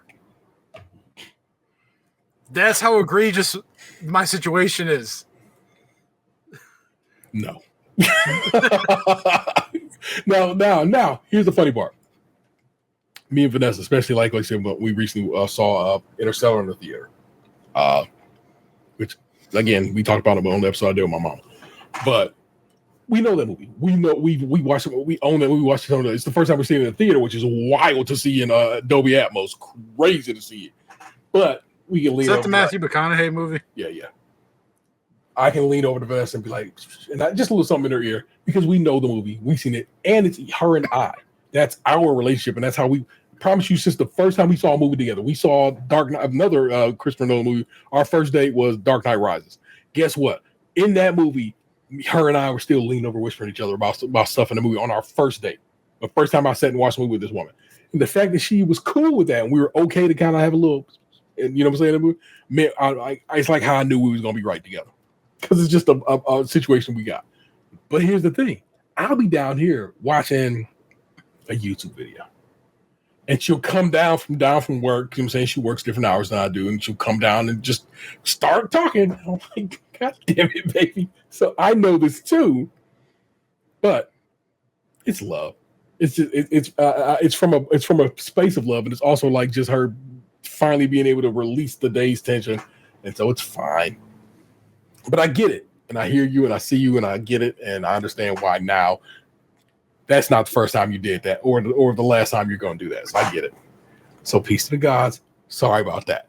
That's your Amanda Assets for the week. We certainly hope you enjoy it. We do them all the time. If you think, hey, I want to send these guys an Amanda asshole you come across on these internet streets, and or you might have an Amanda asshole in your life you think we could lend some perspective to, no worries, man. Holler at us, and we are down for the get down. Down to clown at all times, so you get to go. These are all in your show notes if you want to read over them yourself and maybe comment. Worry not. They're right there already. I've already done the notes. They're there. I've taken them and written them down already. While we're talking about that, let's click the save button to make sure those notes are saved. Because I close this file out and I'll be real upset. Entertainment, you know what I'm saying? Every week we try to talk about what we've been watching, getting down with, and so forth and so on. Box, what has been entertaining you the last couple of weeks? As like I said, we didn't do it last week together. What has had you entertained? I finished School Spirits, like the season's officially over. So I've watched all of that. Yeah. I'm current on Found, on The Irrational. Mm-hmm. I started the new season of Yellow Jackets. Okay. I am current on Daredevil. As of right before this recording, I watched the new episode. Okay. Well, outside of that, I think I've just been basketball, and I watched like the wrestling pay-per-view on Sunday. Was it WWE or was that AEW? AEW. Okay. I hadn't watched any AEW programming in like 2 months, but Okay. I still watched the pay-per-view. Okay. I tried watching their weekly show last night. I was like, all right, the pay-per-view happened Sunday. Let me see how this Wednesday following the pay-per-view goes. And it didn't really like capture me. Fair. Hey man, it's just WWE is kind of hitting on all cylinders right now to people who seem to love wrestling. Yeah. Well, it's WrestleMania season. Like, oh yeah, this is the time of the year when like their shit usually is like top tier. Yeah. And then like there's usually like a summer drop off, and then like around the fall, like before Royal Rumble is kind of like, nah. Okay. Very good. That's what's up. Call of Duty still? I played a couple times. I played I want to say it was Tuesday night Okay. for like 2 hours. I played like for like an hour and a half on Sunday just so I could finish up the turtle event that was going on. Yeah. I've realized that like my Call of Duty squad is dwindling. The weather is getting warmer outside now, and people are kind of like, the one dude's just like, oh, well, the weather's warmer. I go outside during this time of the year. I don't really play Call of Duty anymore. I get kind of tired of it. I'm like, you're a mid-30s-year-old married man who works a 9 to 5. I'm like, what the fuck are you doing on a Wednesday evening that you can't hop on Call of Duty for an hour and a half in the evening with your friends? Yeah. I'm like, the sun goes down at some time, sir. But like Verdansk is coming back. I was about to say Verdansk. I saw they announced Verdansk comes back here in April. So yeah, so the people that I used to do Warzone with, that I haven't been doing Warzone with because I went and did multiplayer with these other people, they will have me back here shortly because I'm definitely going to try and play Verdansk. If it ends up being like it was last time when it was out, 5 years ago, then it might be a short-lived, because they're talking about like not even making Warzone anymore if this shit flops. So, but that's their own fucking doing for allowing so much cheating to go on and barely doing anything about it. So they've made their own bed now. They have to lie in it. There you go. But that same company is re-releasing Tony Hawk 3 and 4 in a package. So that's going to be fun, and also in April. So lots of good stuff. No, or did that say June? I don't know. It's coming out soon. So if you fuck with Tony Hawk, Pro Skater. I played like the first couple. Yeah. Back, when I was still living in my dad's back in high school. Yeah. Like we played 1 and 2 a lot. Like I was really good at them. Yeah. I think I played 3, like on the Xbox maybe. Okay. And then I think that was the last one I ever played. I played Pro Skater on N64. I played whatever the one that was on GameCube was. I don't know what year, what model, whatever. And I played a lot of it on GameCube, but I played a lot of GameCube in general. So it is also coming to the Switch. So, but that's also because the company that is making it is Iron Galaxy. And Iron Galaxy is so good at making Switch ports that it's almost like, I think, it's like one of the companies I'm like, Nintendo, you should probably holler at them about maybe becoming in-house, because like they do amazing. It's like you're like, how did you manage to get this on this piece of equipment? It's crazy. You know what I'm saying? Y'all gotta understand the Switches like came out in 2017 on what was already old hardware at that point in time. And this company be making miracles happen on Switch hardware. It's craziness. And so the fact that we're gonna get Tony Hawk, we're going to get Pro Skater 3+4 on the Switch is also amazing, but also makes perfect sense when Iron Galaxy's pedigree. So exciting times for that. You been listening to anything? Any new music or anything like that? Have you been checking out anything? I don't know what you've been grooving to. The new Lady Gaga's out. I don't know if you gave it a go, but it's pretty good. So I can say that I haven't. Not to the best of my knowledge, I've not heard any new music lately. Fair enough. Of course, I told you I was watching Ted Lasso on Mama.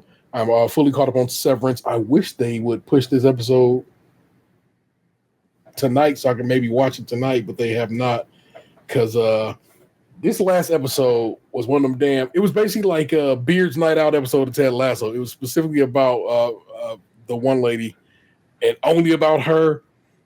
And it was like a shorter episode. And like I'm like, it was a fine episode, because you do get some like, oh shit, some shocking information toward the end. I'm not trying to ruin it for anybody, but also it's kind of whack, because there's only 2 episodes left in this season, and it's like, you're gonna waste one of these last 3 episodes on this bullshit, because that's what it felt like. You know what I'm saying?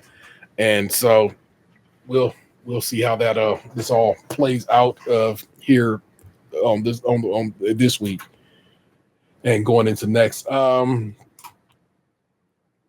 finished up What If last night, but I'm like I said, I was not feeling great last night, so I definitely fell asleep. So I need to go back and watch the second half of that episode. What If season 3, which is the last season of What If, was fun. Like I said, just a fun. I enjoy What If overall. So this is just a real fun episode, fun watch, and it was wrapping up real fun too. So I'm excited to see. I need to go back and just watch those last few minutes of it. I started like literally one episode of Your Friendly Neighborhood Spider-Man, also on Disney Plus. Real fun show. I'm very excited to see where this goes and takes off from here. But that first episode was like, oh yeah, this is a good time, and I'm like, okay, cool. I like the way it looks. It's very comic book. Like frames and stuff, you'll be like, oh, and the way they pan across stuff is very comic book. I'm like, I dig that. So Your Friendly Neighbor, and it starts with a Venom of sorts. So like literally like one of the first things you see in that episode is a Venom coming into that shit. So I'm like, yeah, that's a good time to be had. So Your Friendly Neighborhood Spider-Man. I don't think I've been playing is Fortnite and Balatro, of course. But Balatro always like and Monopoly Go. Pokemon Go got bought by the Saudis. The Saudis own Scopely, who actually owns Monopoly Go, who makes Monopoly Go. And so I don't know where where Pokemon Go is going to go. And I was like, I'm so close to having been playing this game for 10 years. Next year is its 10th year. That I feel kind of like, damn, that's kind of fucked up that bad people got their hands in this game. But I'm like, I don't know. I've been playing Monopoly Go this whole time. And they bought, like I said, they own Scopely as well. And that's who has bought all of Niantic's games in their whole little division. So I don't know. I can't call it. We'll see what's going on with Pokemon Go. And if my time with it is coming sooner than later. Like I say, the new Lady Gaga is pretty swell. She was both the host and musical guest on this last week's Saturday Night Live. And it was very, very good. Vanessa was like, you gotta watch. And I was really like, I'm not trying to watch fucking time. Fine. So then I watch it and it ends up being fucking hilarious and just a fun episode. And I'm like, then I feel like an asshole. Just like trust. At some point, I sometimes gotta get the fuck out of my own way and just be like, she wants to watch the damn show, watch the damn show. And so it ended up being a real fun episode. And like I said, the music on there, the music I've heard off the album is very enjoyable. So if you get down with Lady Gaga doing some dance music again, there you go. But I also got this little bit of interesting. This is De La Soul's Clear Lake Auditorium, and you have to see this. That's the cover doing that. It's like got liquid in it and slots around in the cover, and that's the actual the vinyl itself. I actually have recently made a TikTok that got a little burn about why PVC pouches are terrible for your records, because they at certain temperatures basically release a gas that can ruin your vinyl. And so what I have done is replace all my I have safely placed my records in an inner sleeve, which is archival quality rice paper and so forth. And so they're always safe against the that is PVC. This is look, the effort it took me to get to free the record from this case, this thing. Like, this was wrapped in plastic, and then this is stuck, and like it was basically adhering to the PVC, which, like I said, this is why PVC is terrible for records. It's weird they put records in things like this. But this was initially released back in '94. 500 copies were pressed up. They only gave it out to like specific DJs. They wanted to play De La's music. And so they made a re-release. They announced this back in January. And so this arrived the other day. And it arrived the day I left to go to Virginia. And I was like, damn, new record, can't do shit. But I came home and I finally got to play it this week. And it's fun. And I like I don't know. Apparently, the vinyl has sold out on De La's site, but apparently there's still copies up on, I think, Amazon. But I'm currently not shopping with Amazon, Walmart, or Target. And so far, so good. So I've been real good as to not go to any of those stores. I hadn't been to Target in all of 2025 so far. So we'll see if I can keep that heads high. But that's what has been entertaining me this week. And that's pretty much the show. Now, check this out. This is something I've been working on. Let me see if I can get it to do it. Forgive me. Get my notes back on the screen here. And I'm going to click this button. How loud is that box? Not too bad. Perfect. That's what I want. Just a little groove to say housekeeping. Come on, join us. Every Thursday, we're doing this live. We record usually around 8:30 Eastern Daylight Time now, as it were. You can typically join us in the chat. We're having a good time. Not only do we record the show on Thursdays, the episode we record on Thursdays goes up on the next Thursday. So, you know what I'm saying? You'll get it either way. Get it coming and going. Please rate, review, subscribe, and share the show on the aforementioned YouTube, Spotify, and, of course, over there on Apple Podcasts. If you want to support the show financially, we got a few bucks stars away. Consider joining us over on Patreon. Remember, the $5 and above tier. You get extra content each month and early access to these shows. We got merch over at tpublic.com/user stays Krunchy and milk. It's all one word, and Krunchy, of course, is spelled with a K. And feel free to give us a call at 216-264-6311. That's 216-264. We would certainly love to hear from you. Our missing man is the 216's own Tatum 216. That is, of course, my esteemed co-host, co-chair, co-whatever, Lunchbox 2099. I showed up. And I showed out. At all times, sir. It's what I expect of you every single damn time. I am, of course, the internet's Tay-Rail713. Don't make me push you into traffic. We'll do this again next time. Peace. What happened to your ass? It used to be beautiful.